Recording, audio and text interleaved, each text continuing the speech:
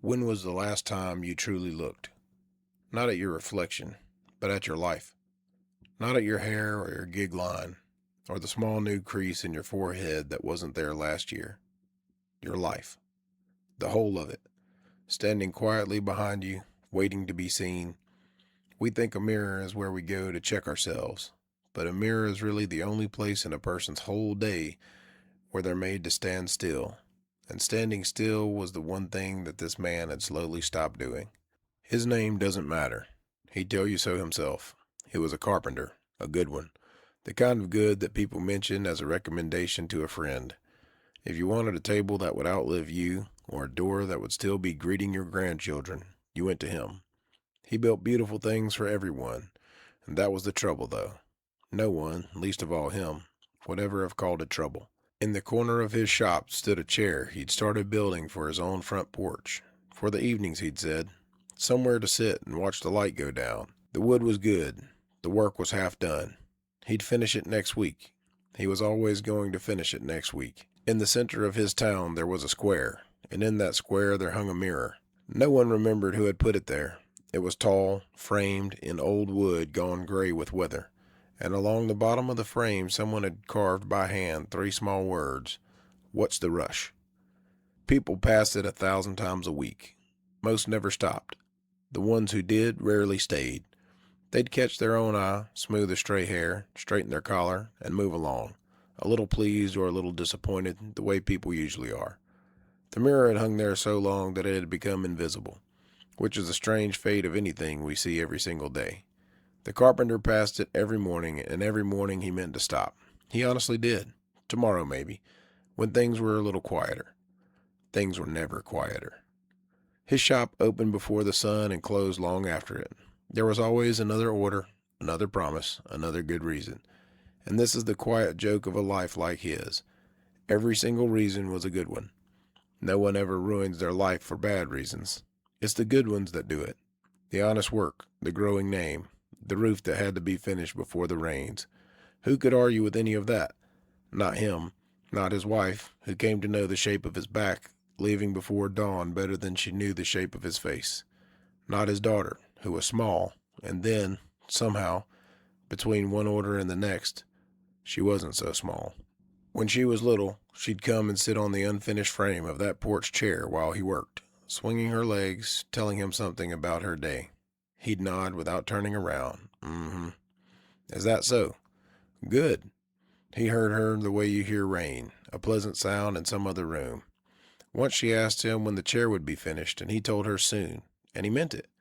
Soon was a word he used a great deal in those years. It always felt true when he said it. The years were kind to his work and quiet with everything else. His name spread to the next town and the town past that.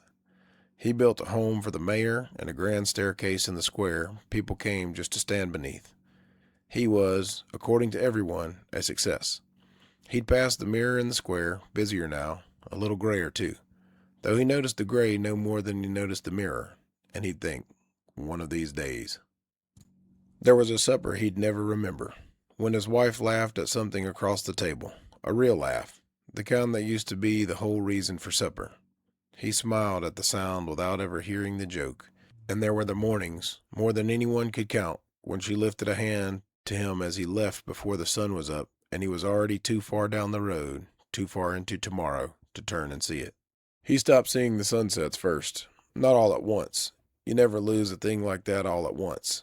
He simply started finishing them indoors. Then he stopped hearing the ends of stories. His wife would be halfway through something from her day, and he'd already be somewhere in tomorrow. Then he stopped sitting on the porch in the evenings. There was never quite time for the porch. Then he stopped noticing his daughter. She'd gotten older. She'd learned, the way children quietly do, exactly how much a person is available, and she had stopped asking for more than that. The chair stood in the corner all the while, under a soft gray coat of sawdust.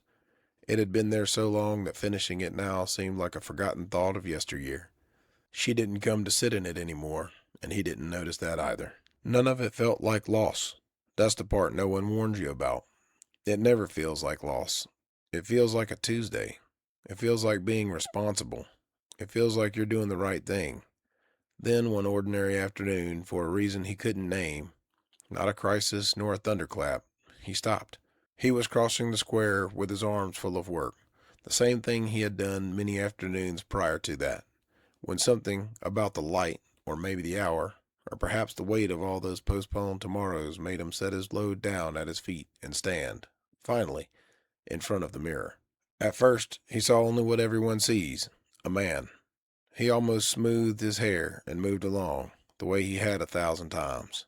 But this time, he didn't move along. For once he stayed, and because he stayed, he kept looking. He looked at his own eyes. They were tired, more tired than he remembered agreeing to be. He looked at the gray he'd never paused to notice. The shoulders gone, stooped from bending over other people's tables. The face that had spent so many years arriving and leaving in such a hurry that he'd stopped checking to see whether he still knew it. He didn't. That was the thing the mirror finally let him see. Somewhere in all of those good and hurried years, he had quietly become a stranger to himself. He made himself keep looking, and it was only then, only because he was standing still, finally paying attention, the kind of attention he'd spent a whole life spending on everyone else. Then he noticed something move behind him. In the reflection, past his own tired shoulder, across the square, on the porch, on his own steps, his daughter. Grown now, waiting, a cup of something cooling beside her. Sitting exactly where she had always been, through all the years he'd hurried past. The mirror hadn't summoned her. It hadn't shown him a vision, or a warning, or a ghost. It had only done the one thing a mirror can do. It had held him still long enough, and presented the truth in such a way that he finally stopped lying to himself. He had simply never once looked to see what was behind him this entire time. So he turned around. He left the work where it lay in the dust of the square, the orders, the promises, the good and the endless reasons, and he walked over to his porch, and without a single word he sat down on the top step beside his daughter. She looked at him, a little surprised, and then she didn't say anything either. She just moved over to make room, the way you make room for someone who's finally arrived. That was all. No music swelled, no one wept. The sun went down the way it always had, except this time he was there to watch it with her. Years later he crossed the square again, stopping at the mirror. He looks, and this time he looks for a long while. There's nothing behind him now that he isn't already seeing. No one waiting just past his shoulder for him to turn and find. Only the man, with one ordinary life, both of them finally here. He smiled at the older man who smiles back.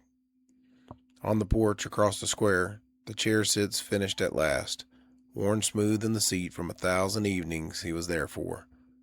The words in the frame still read, "What's the rush?" He understands them now. So let me leave you where the mirror leaves everyone.